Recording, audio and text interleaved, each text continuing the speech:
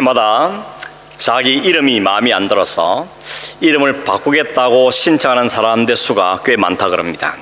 전에는 이름 바꾸는 게 그렇게 까다로웠기 때문에 사람이 많지 않았는데 2005년부터 시작해서는 누구든지 법원에 이름 바꾸겠다 신청만 하면 특별한 이유가 없으면 이름을 바꿔줬다 그럽니다.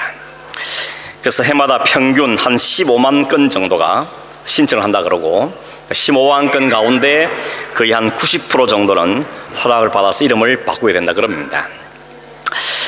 특별히 법적인 어떤 제재를 안 받으려고 수를 쓰거나 아니면 죄를 숨기기 위해서 이름 바꾸는 경우만 아니면 대부분 그 이야기를 들어준다는 것이죠. 왜 이름을 바꾸려고 그러냐, 그 중에 가장 많은 이유가 뭔가 하면 이름이 발음이 좀 이상해가지고 남들이 이름 때문에 놀리기 때문에 이름을 바꾼다 하는 이유가 제일 많았습니다. 인터넷 보니까 이런 이름이 있습니다. 성은 강신데 이름은 남제비, 합하면 강남제비 이름이 있고, 성은 피씨인데 이름이 바다였습니다. 피바다.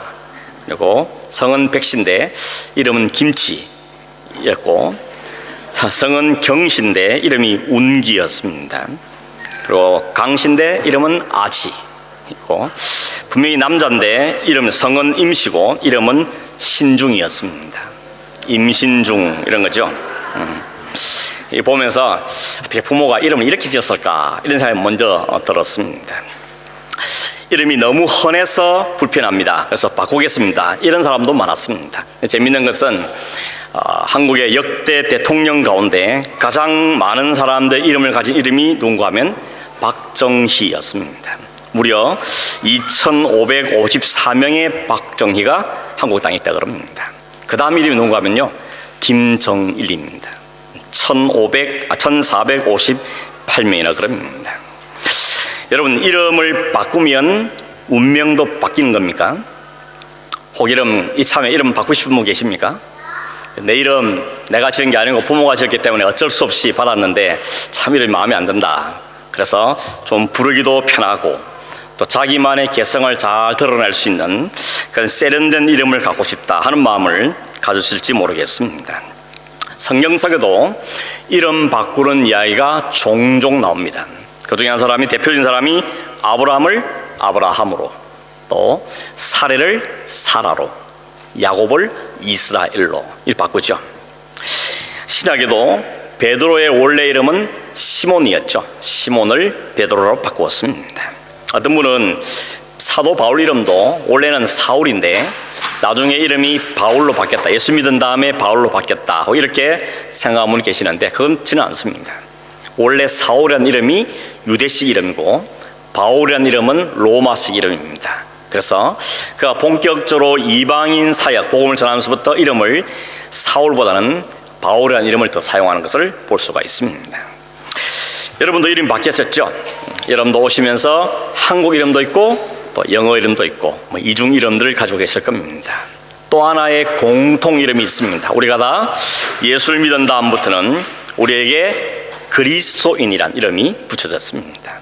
그리스도인 이름은 그리스도의 사람이다, 혹은 그리스도께 속했다, 혹은 그리스도를 닮아간 사람이다, 그리스도와 함께하는 사람이다, 이런 의미를 가지고 있습니다. 중요한 것은 이름을 바꾸는 게 중요한 것이 아니고 이름값 하는 게 더 중요하겠죠. 좋은 이름 뜻은 가졌는데 삶은 이름을 못 따르면 차라리 이름 바꿔라, 이런 경우가 생기는 것이죠. 그런데 여러분, 성경에 있는 이름 바꾸는 이야기는 거의 대부분의 경우가 하나님 바꾸십니다. 내가 바꾸고 싶다고 바꾼 게 아니고 하나님께서 너 이름 바꿔라, 이름을 바꾸어 주시죠.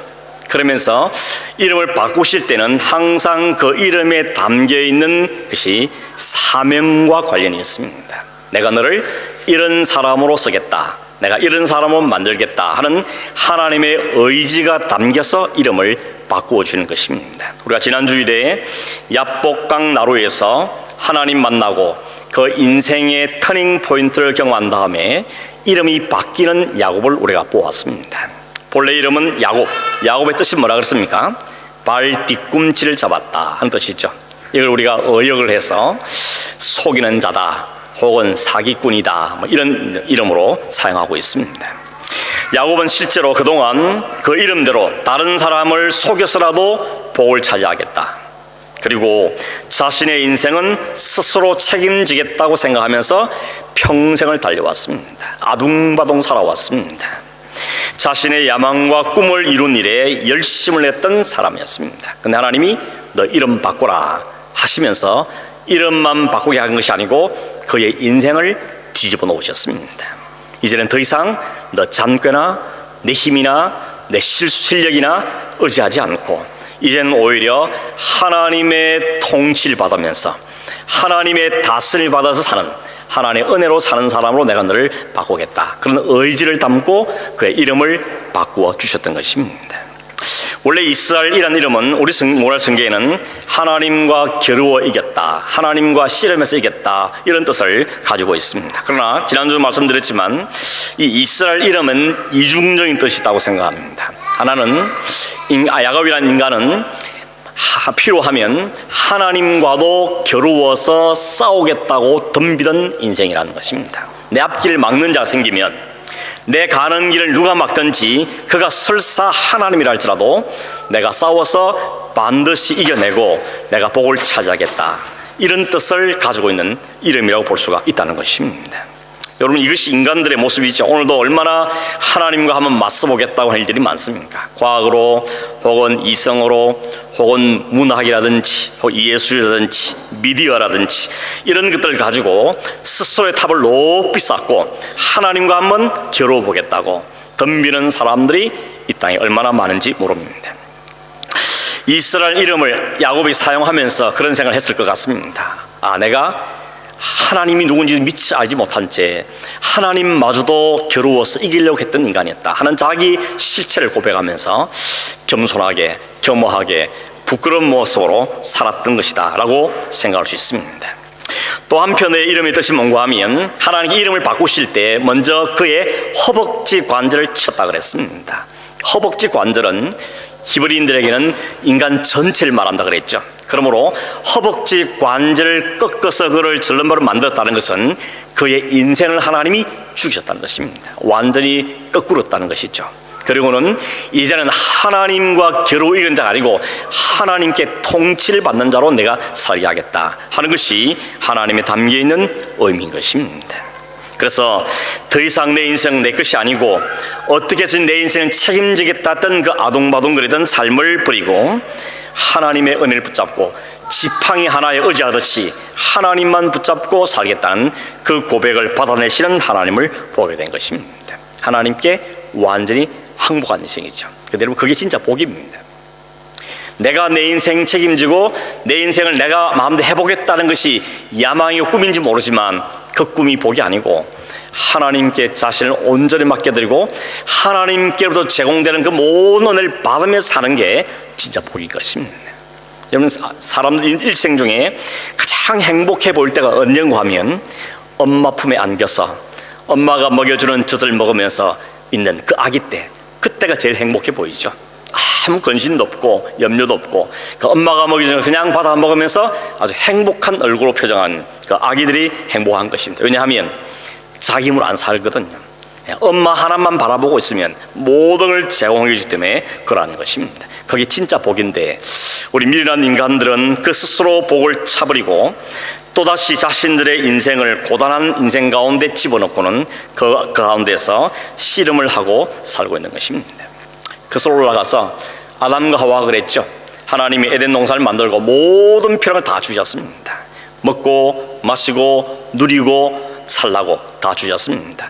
그 하나님만 바라보고 그 하나님의 안에만 있었으면 행복한 삶을 지속적으로 살 뻔했는데 결국 그들이 어떻게 했습니까? 그 복을 차버렸습니다.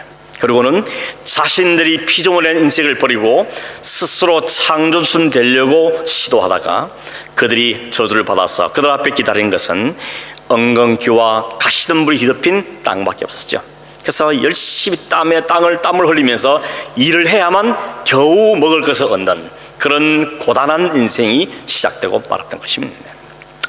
이스라엘 백성들도 광야를 지난 동안에 하나님께서 구름 기둥 불 기둥으로 지켜주시고 낮에는 구름으로 싹 덮어주시고 밤에는 불 기둥으로 밝혀주시고 매일같이 만나를 주시고 메추라기를 주셔서 그들의 인생을 보호하고 책임지심으로 봐라, 하나님만 믿고 의지하고 하나님을 잘 따르면 하나님이 그 인생을 이렇게 인도하시고 책임지는 사실을 보여주었지만, 이스라엘 백성은 조금만 문제가 생기면 애굽의 그 삶, 그때 애굽에 누렸던 그 풍요함과 그 쾌락을 잊지 못하고 여전히 그 땅을 그리워하며 불평함으로 스스로 고단한 삶을 살았던 것이 이스라엘 백성이 보여주는 역사의 모습인 것입니다.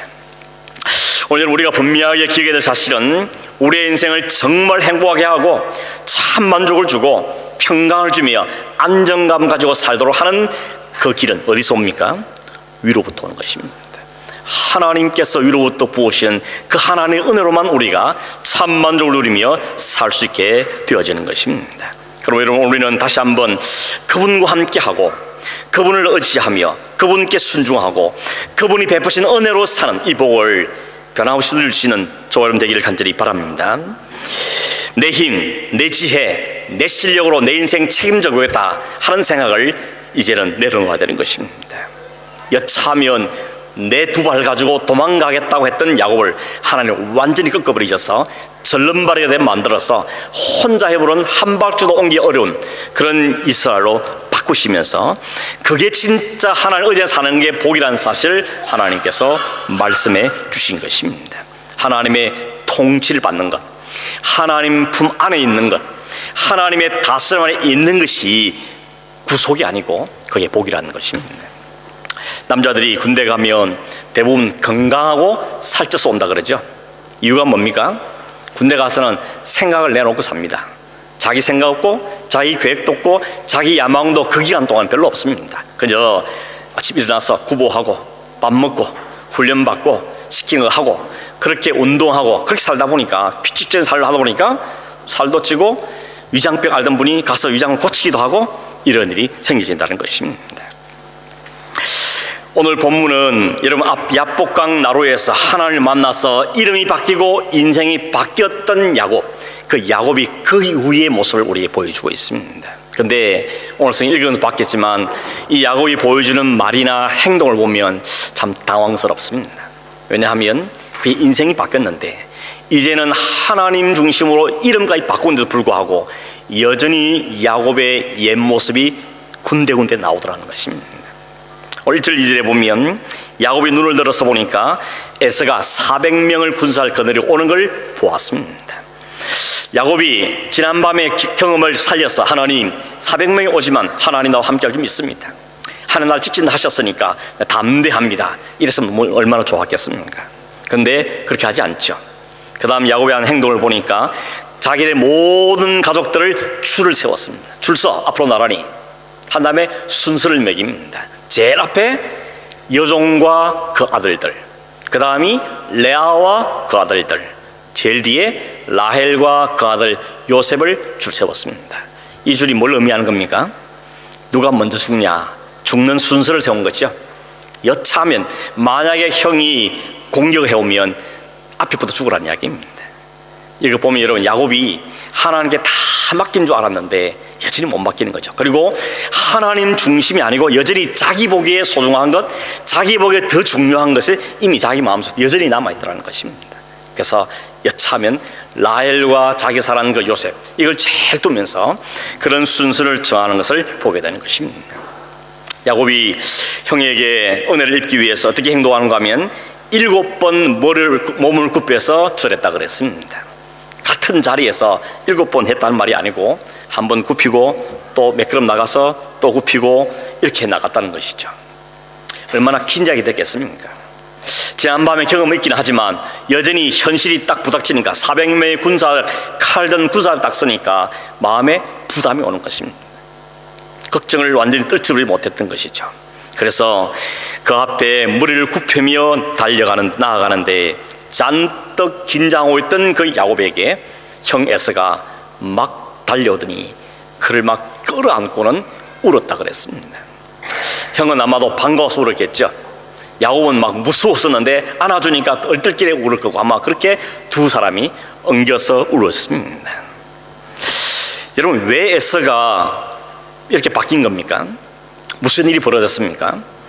야곱이 있은 일은 지난밤 있은 일을 성경은 야곱하고 있지만 에스가 일어났던 일은 성경은 말하고 있지 않습니다. 왜 그렇겠습니까? 여기서 우리가 배우는 중요한 사실 하나가 있는데, 하나님의 모든 관심과 초점과 목표는 에스가 아니고 야곱이었던 것입니다. 성경은 야곱만 우리에게 소개하고 있습니다.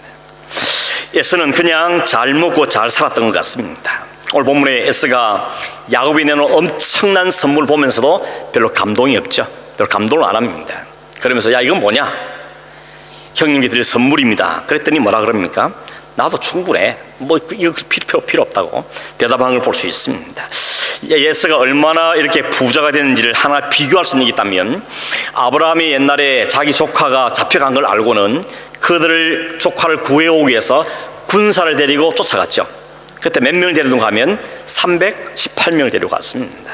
근데 오늘 에스는 400명을 데리고 왔습니다. 이거 보면 에스가 아브라함보다 훨씬 더 많은 복을 누리고 살았겠구나, 경제적으로는 넉넉한 삶을 살아온 걸 하는 소리가 알 수가 있는 것입니다. 그날은 에스는 물질적으로는 부족함이 없는 삶일지 모르지만 영적인 면에 볼 때는 안타깝게도 하나님의 관심 밖이었습니다. 하나님의 관심과 하나님의 초점은 야곱에게만 있었다는 사실을 알 수 있는 것이죠. 그러므로 에스는 그는 왜 존재하느냐? 야곱의 인생을 바꾸어 놓는데 사용된 하나님이 동원하신 수단이었던 것입니다. 여러분, 야곱이 왜 두려움에 떨고 왜 이런 야복 나루에서의 경험을 하게 됩니까? 결국 형이 에스라는 큰 산 앞에서, 그 앞에서 몸부림치며 쓰렴하며 결국 하나님께서 그 산을 넘때 야곱을 변화시켰던 것이죠. 그러므로 야곱의 인생이 거꾸로지고 이스라엘로 거듭나게 하는데 중요한 계기가 된 것, 수단이 된 것이 바로 에서였다는 것을 알 수가 있는 것입니다. 그럼 여러분, 우리에게 어떤 문제가 생기고 어려움이 찾아오면 그 문제, 그 어려움에만 집중하는 것은 바른 태도가 아닌 것이죠. 왜냐하면 우리는 그 대개의 문제만 쳐다보면서 그 문제 어떻게 해결할 것인가, 여기서 어떻게 탈출할 건가, 여기만 관심이 많습니다. 그러나 분명히 얘기될 사실은 성도에게 닥치는 모든 문제, 모든 사건, 모든 어려움은 결국 하나님께서 그 성도를 다듬고 훈련시키고 하나님 백성으로 만들기 위해서 주어지는 과정이요 방법이며 수단이라는 사실인 것입니다. 혹 여러분 동의가 안 되시는 분이 계실지 모르겠습니다. 특별히 지금 당장 어려움에 있는 분들이라면 더 동의가 어려울지 모릅니다. 그러나 여러분, 이 과정을 잘 통과하고 나보면 깨닫습니다. 아, 하나님이 그때 그 일을 위해서 나에게 그 사람을 붙여주시고 그 사건을 만나게 하시고 그 과정을 지나게 하셨구나 라고 우리는 뒤늦게서 깨닫게 되는 것입니다. 그런데도 우리 안에는 여전히 아담의 속성이 우리에 남아있죠. 그래서 아담처럼 행동할 때는 많은 겁니다. 여러분, 아담과 하와가 지네들이 범죄해놓고 하나님이 찾아오니까 뭐라 그럽니까? 아담이 여자 때문에 그랬다고, 여자는 뱀 때문에 그랬다고 라고 문제의 탓을 다른 사람에 돌리는 것입니다. 이게 오늘 우리가 그대로 하고 있는 것이죠. 뭔가 문제가 생기면 내 안에서 문제를 찾으려 하지 않고 언제나 문제에 오면 바깥에서 찾으려고 그럽니다. 가정에서도 저 남편 때문에 그렇다고, 무슨 소리냐, 아내 때문에 그렇다고, 저놈 자식들 때문에 그런 거라고 라고 다른 사람에게서 원인을 찾는다는 것입니다. 교회도 그렇죠. 저 집사 때문에 그렇고, 저 장로 때문에 그렇고, 저 목사 때문에 그렇고 라고 다른 사람에게 원인을 찾는 것입니다. 그런데 여러분, 아닙니다. 내게 일어나는 모든 문제나 시험은 사실은 성도인 나를 거룩하게 만들고 하나님 백성답게 만들기 위해서 하나님이 세밀하게 간섭하시고 우리를 다루시는 그런 것입니다. 그러므로 문제의 근본 원인과 이유는 내게 있는 것입니다. 다른 데 찾으려고 그러지 말고 내 안에서 찾아야 되는 것이죠. 우리는 이 습관을 버려야 되는 것입니다. 언제나 남의 탓하는 것, 이 습관을 버려야 되는 것이죠. 마음에 안 드는 일이 생길 수도 있습니다. 마음에 안 드는 사람을 만날 수도 있습니다. 그러면 그때마다 저 원수 같던 누구 남편, 아내 뭐 이러지 말고 저 사람은 하나님도 포기할 거야, 하나님도 못 다루실 거야, 그런 식으로 말할 게 아니라는 것입니다. 내가 여전히 야곱이기 때문에, 내 안에 여전히 야곱의 기질이 남아있기 때문에 하나님께 그 기질을 다루시는 겁니다. 너 안에는 그거 내가 뽑아내겠다는 것이죠. 그 일을 위해서 하나님께서 우리에게 이런 일들을 만나게 한다는 것입니다. 결코 하나님이 우리에게 무관심해서가 아니고 하나님이 능력이 없어서도 아니라는 것입니다. 그 일이 우리에게 필요한 과정이라는 것입니다. 그래서 여러분, 잠언 16장 7절에 보면 이런 말씀이 있습니다. 사람의 행위가 여호와를 기쁘시게 하면 그 사람의 원수라도 그와 더불어 화목하게 되느니라. 무슨 이야기입니까?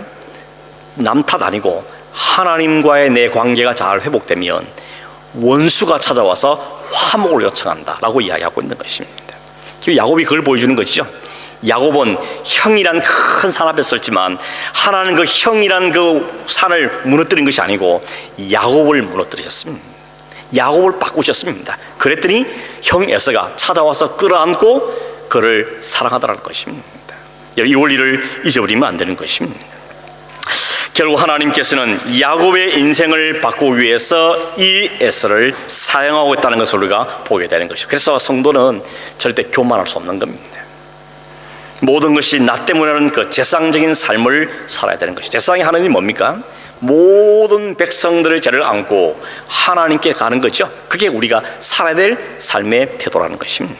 근데 문제는 뭔가 하면 이론적으로는 아는데 또 이렇게 말씀을 들으면 고개도 끄덕거리시는데 노력도 해보겠다고 마음 결심도 해보는데 문제는 우리의 현실에서 그게 잘 안 된다는 것이죠. 그래서 순간순간 감정대로 그냥 말해버리고 감정대로 행동을 취해버리는 경우가 많다는 것입니다. 아니면 상황이 조금 바뀌어지면 언제 그런다는 듯이 또 머리를 굴리는 것이 우리들의 모습인데 오늘 야곱이 그대로 우리 모습을 우리에게 보여주고 있는 것입니다. 지난밤에 경험했던 그 야곱의 모습과는 좀 다른, 좀 실망스러운 모습을 우리에게 보여주고 있는 것이죠. 오늘 12절에 보니까 에서가 야곱의 선물을 거절했지만 야곱이 하도 권하니까 내가 형님 얼굴 보니까 하나님 얼굴 보는 것 같습니다. 뭐 이런 거짓말을 할 수 있습니까? 기분 좋은 거짓말이긴 하지만 그 이야기 하면서 권하니까 그러니까 그를 받았습니다. 그리고는 야곱이 에서가 동생에게 진심으로 이야기합니다. 동생아, 같이 가자. 이제 우리 집에 가자.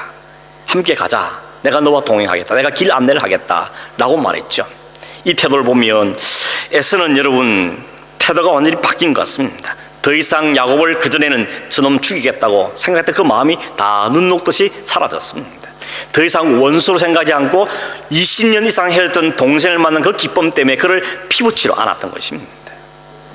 근데 야곱은 여전히 형이 무서움의 대상에서 문제가 해결되고 나니까 그 형을 또 피해가는 것입니다. 에서가 그러죠. 같이 가자 그랬더니 이 핑계에 저 핑계를 댑니다. 형님 보세요, 아이들도 있고 여기 가축들도 이제 막 새끼도 낳고 그래서 같이 형님 속도로 같이 가기는 어렵습니다. 형님 먼저 가시면 내가 이들을 잘 데리고 천천히 형님 계신 곳으로 가겠습니다. 그때 형이 그랬죠. 그러면 내가 먼저 가고 내가 부하들 몇 명 두어서 너의 길잡이가 되게 하겠다라고 했더니 아닙니다. 그것도 아닙니다. 우리가 알아서 가겠습니다 라고 이야기했습니다. 진짜 갔습니까? 오늘 16절 17절에 보면 형은 세일로 돌아가고 야곱은 뒤따라 세일로 갔더라 이래야 되는데 형은 세일로 가고 야곱은 숫곳으로 갔다 이렇게 말하고 있죠. 숫곳에 잠시 들르기 간 게 아닙니다. 17절에 보면 거기 가서 자기를 위하여 집을 짓고 가축을 위해서는 우릿간 외양간을 만들었다 그럽니다. 무슨 의도입니까? 여기 살겠다는 거죠. 여기 눌러 살겠다는 겁니다. 형님을 피해서 살겠다는 것입니다. 형을 따돌리고 다시 자기 계획대로 살겠다고 이야기하고 있습니다. 실제로 이 이후에 에사와 야곱이 다시 만난 일은 없습니다. 딱 한 번 아버지 장례식 때 얼굴 한 번 만난 것 외에는 함께 하지 않습니다. 서로 따로 살게 됐죠. 더군다나 야곱은 그 숫곳에서 좀 살다가 다시 옮겨갑니다. 어디로 옮겨가는가 하면 형님이 계신 세일로 가지도 않고 그는 세겜이라는 곳으로 옮겨갔다 그랬습니다. 그리고는 거기서 장막을 쳤는데 장막 친 밭을 돈 주고 샀다 그랬습니다. 그리고는 거기서 제단을 쌓았다고 말합니다. 야곱은 그런 생각을 한 것 같습니다. 여기서 살겠다. 그리고 여기까지 인도하신 하나님께 감사해서 하나님께 제사를 드리겠다라고 생각한 거죠. 그리고 이름을 뭐라 그랬다 그랬습니까? 성경에 보니까 이름을 엘 엘로헤 이스라엘, 이 말은 하나님은 이스라엘의 하나님이다, 이런 뜻입니다. 이스라엘 누군가 하면 자기입니다. 자기 바뀐 이름이 이스라엘이죠. 그러므로 하나님은 나의 하나님이십니다. 이걸 아다로 의다라다고 잘 좋게 보면 이게 신앙의 고백이구나 싶지만, 거꾸로 보면 뭔가 하면 하나님은 다른 누구의 하나님이 아니고 내 하나님이라고 말하는 거고, 하나님은 나에게 속한 분이다 라고 말해요. 그래서 어떤 영성에 보면 하나님이 belongs to me, 내게 속했다고 이야기합니다. 이 말은 무슨 뜻을, 문제가 있습니까? 하나님은 지금 계속해서 야곱의 주인 되고 싶어 하십니다. 이제 너 좀 더 이상 버려. 네가 네 주인 되지 말고 내가 너 인생의 주인 될 테니까 나를 따르고 나를 의지하고 나와 함께 하자. 내 인생을 책임진다. 이게 하나님의 본심인데, 야곱은 아닙니다. 내가 여전히 센터에 있어야 됩니다. 내가 중심입니다. 하나님은 내 뜻과 내 계획에 도와주십시오. 헬프로 있기를 바란다는 것입니다. 오늘 여러분 그렇게 살려 그러시죠? 하나님만 따르고 하나님을 섬기는 너무 부담스럽고, 하나님 그래서 내게 헬프로 계십시오, 이렇게 기도하는 분들이 많죠. 하나님 우리에게 고집을 부리시는 겁니다. 아니다, 네가 네 주인 되면 안 되고 내가 네 주인 돼야 된다. 그게 네 사는 길이다 라고 우리에게 말씀하고 있는 것입니다. 하나님께서는 야곱이 형을 피해서 외삼촌 집을 갈 때 분명히 말씀하셨죠. 야곱아, 네가 이 땅으로 다시 돌아올 거다. 그리고 여기서 네가 제단을 쌓게 될 것이다. 그리고 나는 너에게 이 땅을 네 자손들에게 줄 것이다 라고 말씀했는데, 그 땅 이름이 벳엘이었죠. 그러므로 야곱이 가야 할 곳은 베델인 것입니다. 그런데 어디 있습니까? 세겜에서 눌러앉았고 거기서 제단을 쌓았던 것입니다. 여러분, 하나님께 포기하십니까? 그래, 거기서 여기서든지 하나님께 예배하면 됐지 라고 하나님이 타협하지 않으십니다. 하나님은 아니다, 거기가 아니고 여기다, 내가 지정한 곳에 가야 된다 라고 말씀하고 계십니다. 여러분, 하나님은 고집이 엄청 세신 분입니다. 하나님 고집 꺾을 사람이 아무도 없습니다. 한번 약속하신 것은 반드시 이루어내신 분이십니다. 그래서 여러분, 비록 당신의 아들을 십자가에 내리기로 약속하셨기 때문에 아버지 할만하시면 이 잔 안 마시게 해주시라고 절규하는 아들의 소리를 귀를 막아버리셨습니다. 캄캄하게 만들어버렸습니다. 그리고는 십자가의 아들을 내어두신 것입니다. 그게 하나님의 약속입니다. 하나님은 한 번 하신 약속에 대해서는 결코 바꾸지 아니하신 분이라는 것입니다. 여러분, 다음 주에 보겠지만 세겜에서는 야곱이 큰 비극을 겪게 됩니다. 사랑한 딸을 빼앗기고 그 아들들이 거기서 끔찍한 죄를 짓는 큰 비극적인 사건을 경험하게 됩니다. 그 사건 때문에 더 이상 세겜에 있을 수 없는 상황에 처했습니다. 그때 하나님 그러죠. 내가 뭐랬냐? 베들로 가르지 않았냐? 지금이라도 베들로 가라 라고 말씀하셨습니다. 그래서 이 야곱은 거기서 일어나서 베델로 갑니다. 거기 가서 제단을 쌓습니다. 그리고 이곳 이름을 엘 베델이라, 베델의 하나님이라고 이름을 붙입니다. 누가 이겼습니까? 하나님이 이겼습니다. 하나님의 고집을 꺾을 사람은 없다는 것입니다. 그렇다고 여러분, 하나님이 마치 무슨 고약한 심술 많은 할아버지처럼 그렇게 괴롭히는 분이 아니고, 그게 네 사는 길이기 때문에 그렇습니다. 그게 제대로 된 길이기 때문에 하나님이 고집을 부리시는 것이지, 우리를 망하게 하거나 우리를 괴롭히거나 우리를 못 살게 하려고 우리 고집 부리는 분이 아니라는 겁니다. 여러분, 하나님께 겨루면 야곱처럼 꺾이는 것입니다. 왜 하나님 그를 꺾으셨습니까? 그를 이스라엘을 만드시기 위해 꺾으신 것입니다. 하나님께 대응하는 것은 올바른 태도가 아닌 것입니다. 말씀을 맺습니다. 여러분, 한번 생각 잘 해보시길 바랍니다. 하나님께서 여러분에게 약속한 게 있었습니까? 하나님 여러분에게 말씀으로 어떤 약속을 주셨습니까? 반대로 나는 하나님께 다짐한 게 있습니까? 하나님, 나는 이렇게 살겠습니다, 이렇게 하겠습니다, 이 삶을 드리겠습니다 라고 하나님께 약속한 게 있습니까? 그리고 지금 내가 어디에 있습니까? 그 하나님의 약속대로 가고 있습니까? 아니면 설서 피해서 옛날 것을 잊어버리고 도망다니고 있지는 않습니까?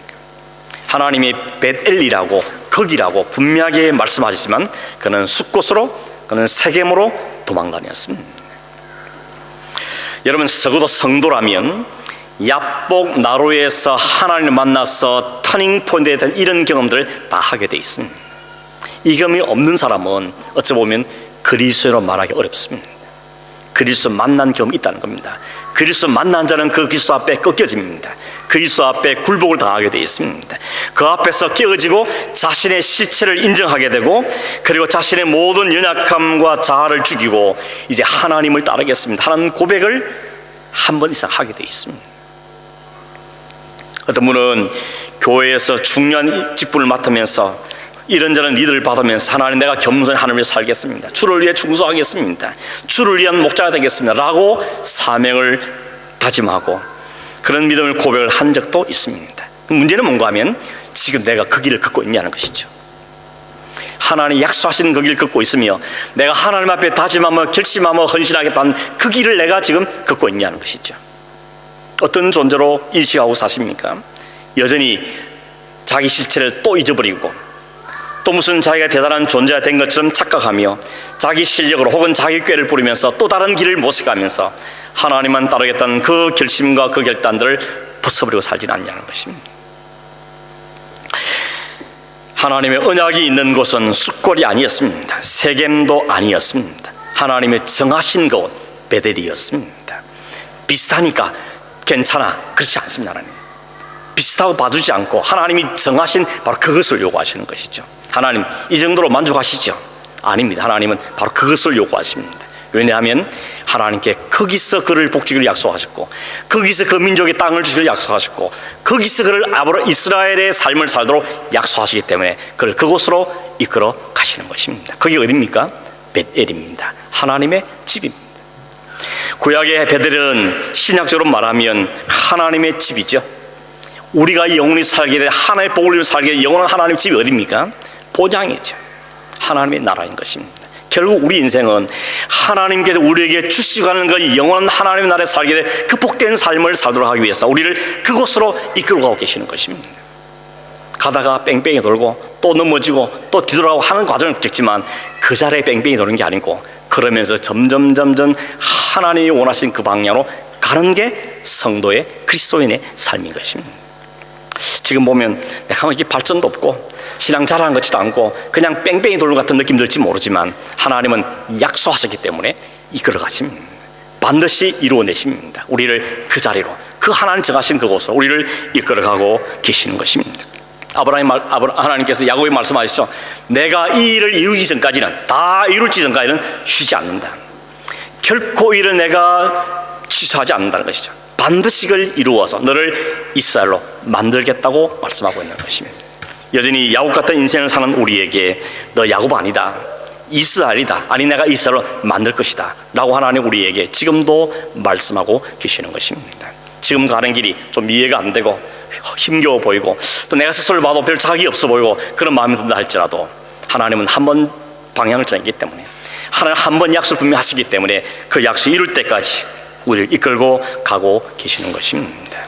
오늘 아침에 여러분 다시 한번 우리의 위치를 확인하고 내가 있는 자리를 확인하고 주님이 함께 하시고 주님이 이끄신 그 길을 가겠습니다. 지금 잘 이해가 안 된다 할지라도 주님이 약속하시기 때문에 약속을 이룰 것을 믿고 그 하나님께 기대해서 하나님만 전적으로 의지하고 내 장기를 다 내어놓고 주를 따르겠습니다. 이 고백이 다시 한번 있는 아침 되기를 주의 이름으로 축원합니다. 그러하신 하나님 아버지 감사합니다. 그냥 두면 야곱처럼 같은 인생을 살 수밖에 없고 교만을 떨며 살 수밖에 없고 좌절하며 살 수밖에 없는 저들에게 오늘도 다시 말씀하시며 우리를 반드시 하나 약속인 그 장소까지 그 삶으로 이끌겠다 우리에게 약속하시고 말씀하시니 감사함을 드립니다. 하나님 우리를 이끌어 주시고 잘 다듬어 주시고 만들어 주시고 그 과정 가운데 있다는 우리 사실을 이해하도록 도우시고 그 하나님께 소망을 두고 우리 주신 믿음의 삶을 살게 하시고 신실하신 하나님, 약속한 바를 결단코 바꾸시 않는 그 하나님 믿고 소망하며 사는 저 인생이 되게 하여 주시옵소서. 예수님의 이름으로 기도하옵나이다. 아멘.